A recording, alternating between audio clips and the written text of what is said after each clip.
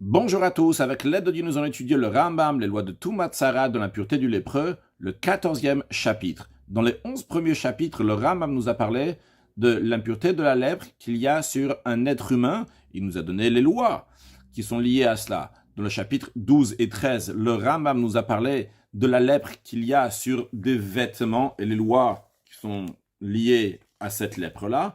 Et dans le chapitre 14, 15 et 16, le Rambam va nous parler de la lèpre qu'il y a sur les maisons, sur les murs des maisons. L'idée sera la même. C'est lorsqu'il y a une tache qui est donc de certaines couleurs, fait qu'il y a une negatsarat, une plaie de lèpre qui est ici, et donc le Kohen doit la regarder. Et ce sera dans le même esprit que nous avons vu à propos du vêtement. C'est-à-dire que s'il y a une couleur qui est très rouge ou très verte, eh bien le Kohen va enfermer cette couleur-là, donc enfermer cette maison en l'occurrence, donc pendant 7 jours. Il va revenir au bout de 7 jours pour regarder. Le plus de détails, on verra dans ce chapitre. Et le chapitre prochain aussi, chapitre 15. Alacha Aleph. Tsarad Batim. La plaie, la lèpre, donc des maisons, Kishne Grisin. C'est une taille de 2 gris. On a déjà vu le gris plusieurs fois dans Tumat Sara, dans l'impureté du lépreux.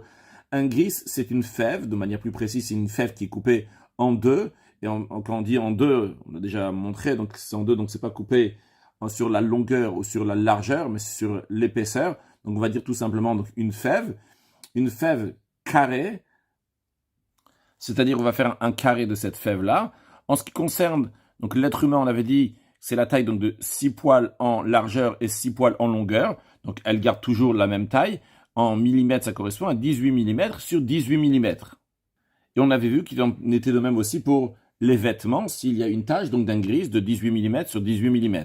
Ce que nous allons voir maintenant, en ce qui concerne donc les taches qu'il y a sur les maisons, eh bien c'est kishne grisin. S'il y a 2 gris zebetzadze l'un côté de l'autre, donc 18 mm sur 18 mm et encore 18 mm sur 18 mm, donc ce qui fait 36 mm sur 18 mm.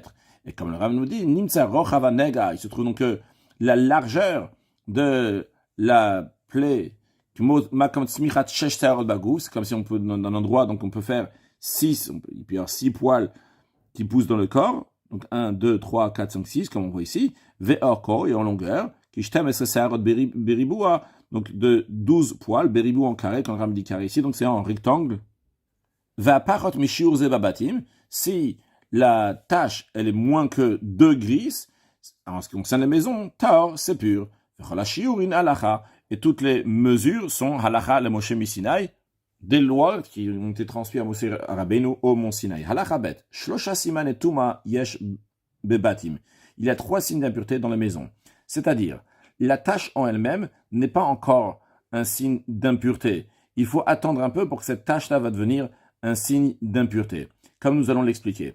Donc, il y a la première couleur, donc marié ragrak. S'il y a une couleur donc qui est extrêmement verte, et comme on avait appris en ce qui concerne donc les vêtements, c'est que si très vert, un vert profond comme l'aile d'un paon, ou bien comme le vert d'un palmier, ou maréa dam, ou bien s'il y a une couleur donc qui est rouge, qui est fortement rouge, et comme on avait appris en ce qui concerne les vêtements, si c'est une rougeur, comme on a bien rendu rouge une langue de laine, c'est un morceau de laine qui est devenu bien rouge écarlate. Et troisième signe d'impureté, c'est vapission, c'est lorsqu'il y a une expansion de la tâche. Vu que la Torah, tous sont dit explicitement dans la Torah. En effet, la Torah dit, le Kohen va venir, il va regarder les murs de la maison et il va voir, donc il y a des taches qui sont verts, très verts, ou bien qui sont très rouges. De même, en ce qui concerne donc l'expansion, la Torah dit, si le Kohen va venir, il va voir donc la tache s'est étendue sur les murs de la maison.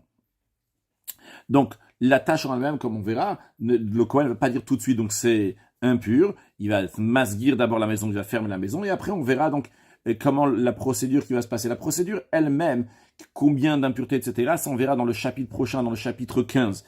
Mais l'idée générale, en tous les cas, ce sont ces couleurs-là qui vont finalement rendre impure la maison. Le Rav nous dit que ces deux aspects, ces deux couleurs, le rouge et le vert, s'associent. C'est-à-dire, imaginons par exemple, on parle d'une maison ici, donc il faut qu'il y a 2 gris, il faut qu'il y ait 2 fois 18 mm sur 18 mm, donc 36 mm sur 18 mm.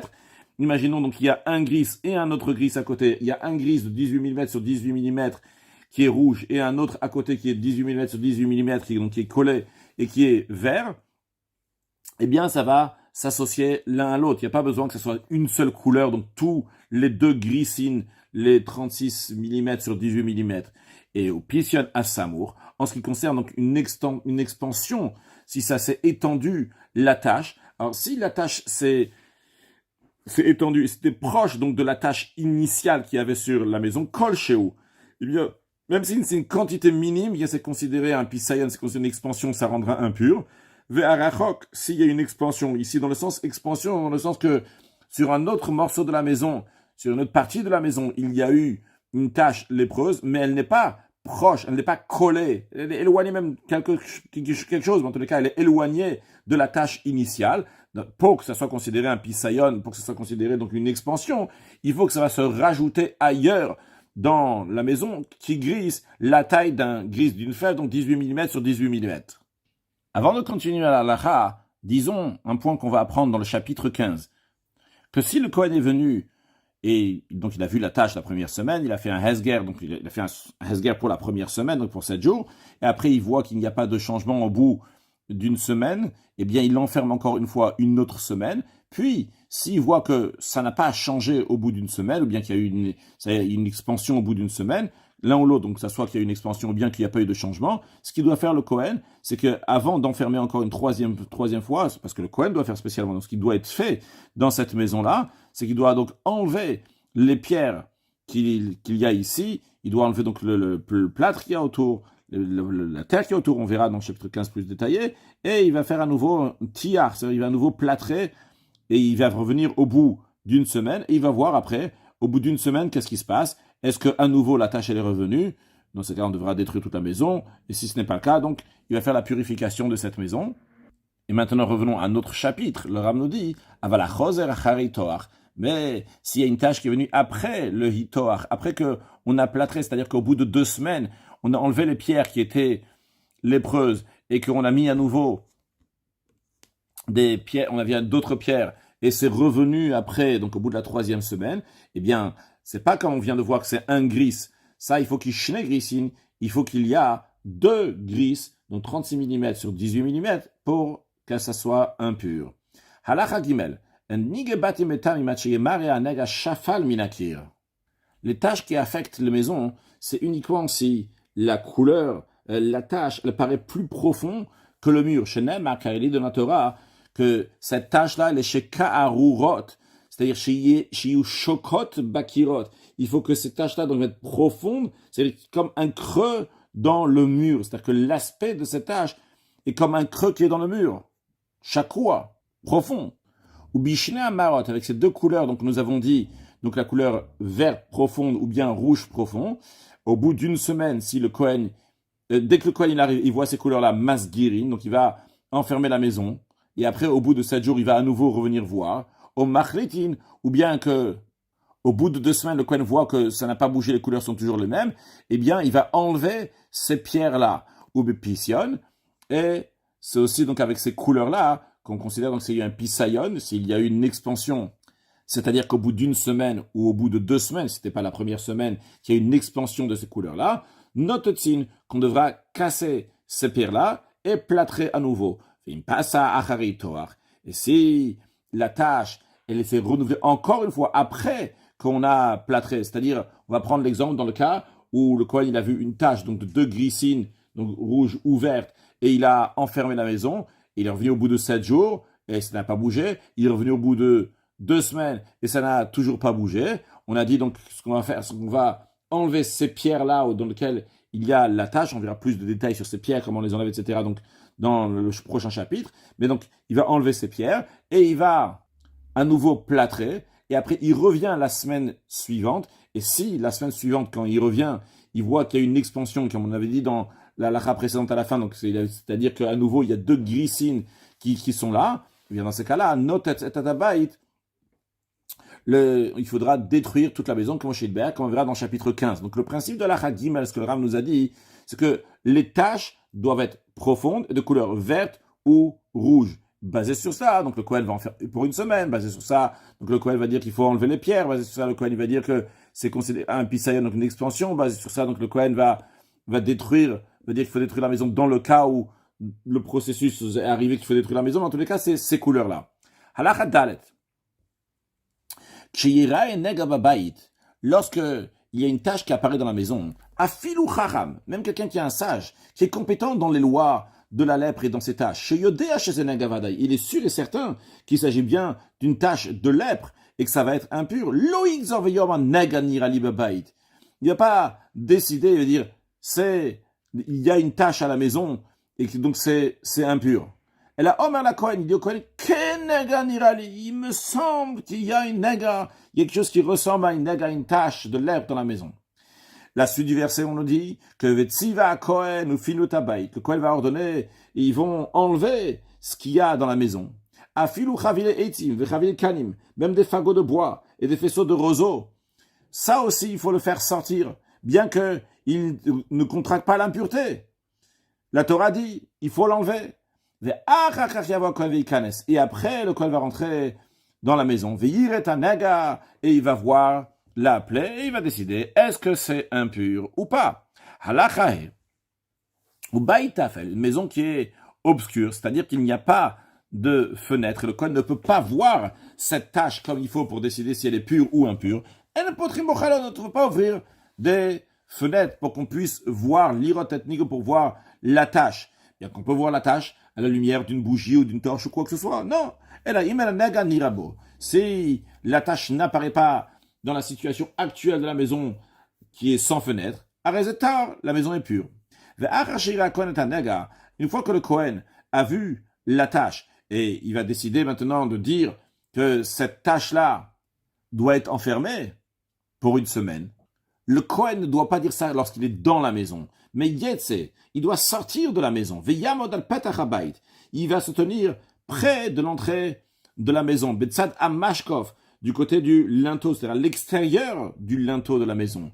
Veyazgir, et il va dire que cette maison-là donc doit être enfermée pour 7 jours. Au Yachlit, ou bien dans un cas que le Kohen vient au bout d'une semaine, ou bien au bout de 2 semaines, pour voir cette tâche-là, c'est aussi fait à l'extérieur, au Yiftor, ou bien lorsqu'il voit que la tâche donc n'est pas, donc c'est atténué, ou ça rentre dans la maison est pure maintenant, il dirait que c'est pur. Chez Neymar, car il est dit, Viyatsa Kohen Minabait, que le Kohen va sortir de la maison, le Patachabait à la porte de la maison, Vihizgir, et il va faire le processus d'enfermer cette tâche, donc cette lèpre. Donc il ne doit pas enfermer, donc dire sa halacha, trancher sa loi, lorsqu'il est à l'extérieur quand il est chez lui à la maison, le Kohen, ou bien au betor baitamnoug, dans la maison qui a la lèpre, au taratamashka, ou bien quand il se trouve sous le linteau de la maison. Non, et la betsat pitro, il doit le faire donc à côté de la porte de la maison. Si c'est tenu sous le linteau, ou bien qu'il est parti chez lui à la maison, et il a tranché que cette maison-là doit être enfermée, on va dire isolée, arezé mousgar, eh bien c'est considéré isolé. Car en effet, l'echatrila, faire bien les choses, le Kohen doit le faire, donc en étant juste à côté de la porte de la maison, mais s'il a fait autrement, et il a dit qu'il y a le statut, donc cette maison doit être isolée, c'est aussi bon. Halachavav, une maison, le critère d'une maison, pour que ça soit susceptible de contracter l'impureté de tache de la lèpre, il faut qu'elle fasse 4 coudées sur 4 coudées, c'est-à-dire 192 cm sur 192 cm, au yater ou plus. Donc ça, c'est un premier point. Encore un point, Vei Elo Arba, Ktalim, il va avoir, la maison aura 4 murs. Encore un point, Vo Banui Ba'aret, cette maison doit être construite sur le sol, non pas se tenir sur quelque chose d'autre. Encore un point, elle doit être construite aussi bien, avec Ba'avani, des pierres, deuxièmement, avec Afar, donc de la terre, c'est du mortier, et troisièmement, Ve'etzim et du bois. Shen Nemar, car il est dit lorsque il doit détruire donc la partie dans laquelle se trouve détruire la maison, il y a écrit Et Avanav, les pierres, Ve'etzav, son bois, Ve't Kol Afarabai, et tout, la terre, tout le mortier de la maison. Donc on apprend que ça doit être une maison qui a ces critères-là. Mais Arba Amot al Arba Amot, mais s'il y avait moins de 4 coudées sur 4 coudées, oh, Shaya Agol, bien que la maison était ronde, qu'il n'y avait pas de coin pour faire qu'ils font des murs, au Baal Shloshaktal, bien qu'il y avait 3 murs, au Baal Hamish, ou bien qu'il y avait 5 murs, au Shaya Banu Bisfin, ou bien que cette maison était construite dans un bateau, au Talou Yala Bakor, ou bien qui était suspendu, c'est-à-dire qui était posé sur 4 poutres, comme nous voyons ici sur l'image. Ou bien comme certains expliquent différemment que c'est ça, donc 4 poutres. Donc il y a une maison à côté, donc il y a une autre maison qui est sur ces 4 poutres. Dans tous ces cas-là, Einomitam et Mingaim, ça ne devient pas impur par les taches de la lèpre. Non, il y a Banu Yalaba Amoudim. S'il était construit sur 4 piliers, sur 4 poutres, c'est-à-dire que tout ce qu'il y a, c'est 4 poutres et un toit, Mitam et Bingaim devient impur par les taches de la lèpre. Certains expliquent, d'après le Ram, il n'y a pas juste que 4 poutres, il y a aussi donc des murs, mais juste il y a des espaces entre ces poutres, entre le mur et ces poutres.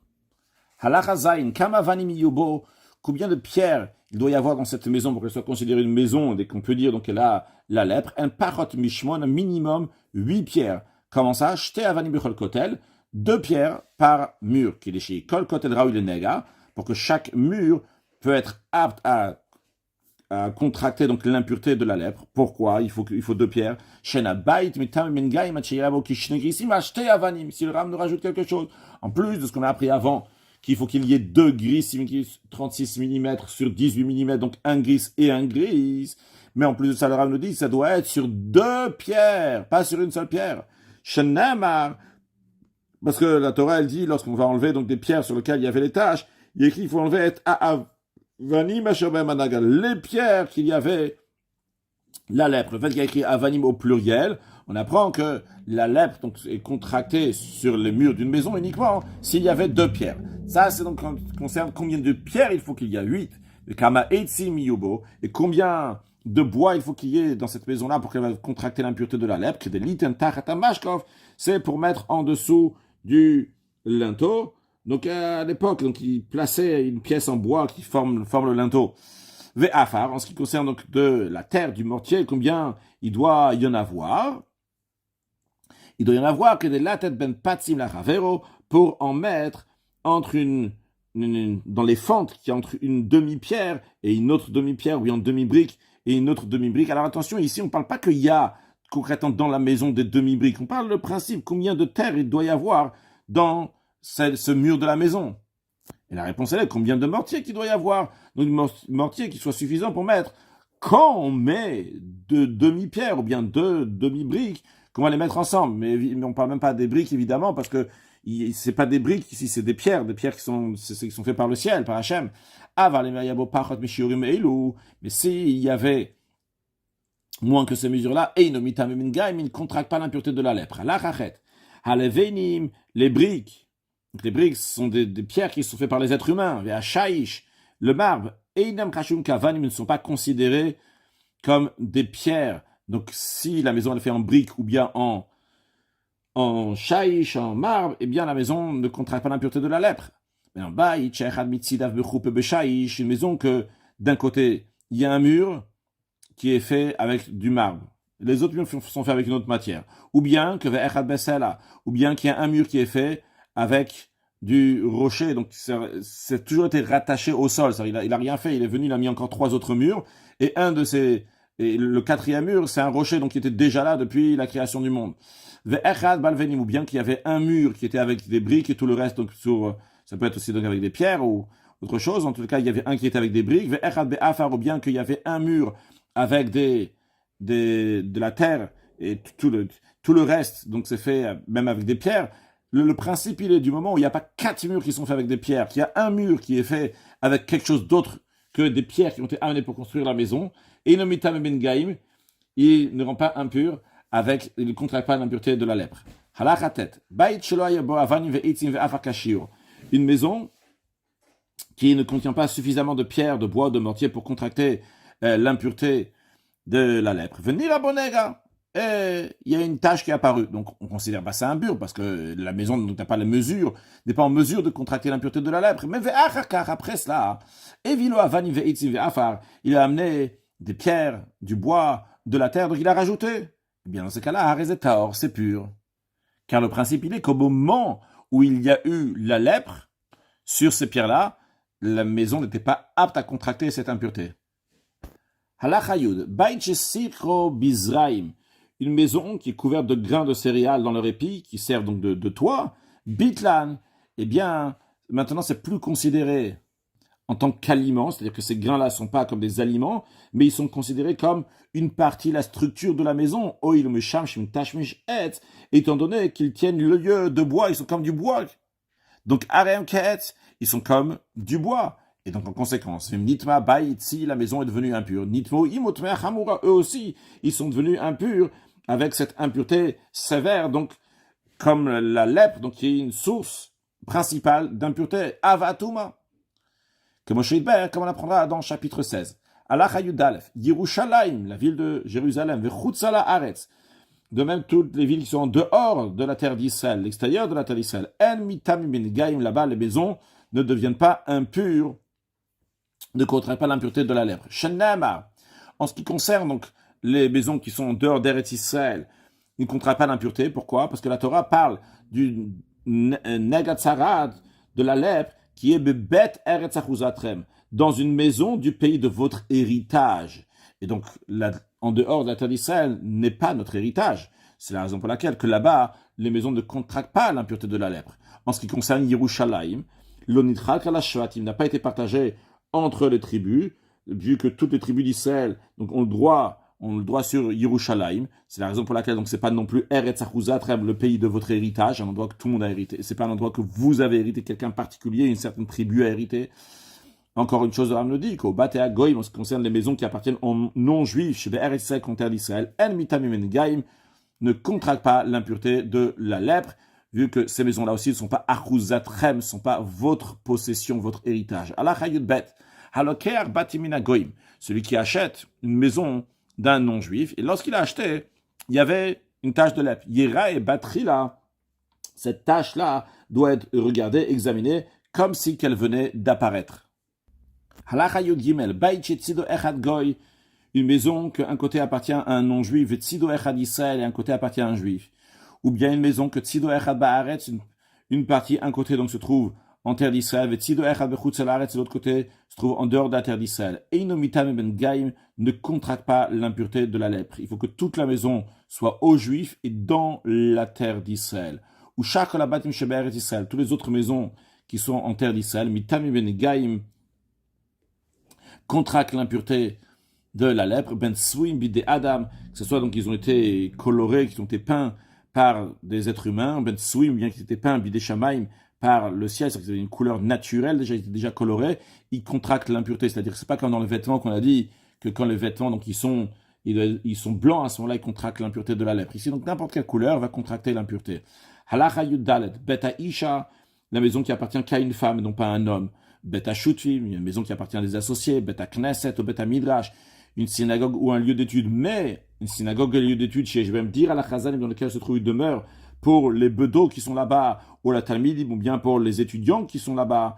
Dans ces cas-là, mitamim gaim, ça contracte l'impureté de la lèpre, vu qu'il y a des habitants là-bas, du moment où il y a des habitants juifs, ça contracte l'impureté. Alachatet vav, kirot à eivus, les murs d'un endroit qui est destiné à l'alimentation des animaux, les kirot à mechitza, ou bien d'un abri qui est destiné à protéger les animaux du soleil, Sheba Bait, qui se trouve dans la maison, bien que la maison elle-même, elle peut contracter l'impureté. Et ces endroits-là, donc, destinés à l'alimentation des animaux, ou bien qui protègent les animaux, ces endroits-là sont dans la maison. Quand même, ils ne contractent pas l'impureté des tâches de tsarat, vu qu'ils ne font pas partie des tâches de la maison, ça ne sert pas à l'habitation, ça ne fait pas partie de la maison elle-même.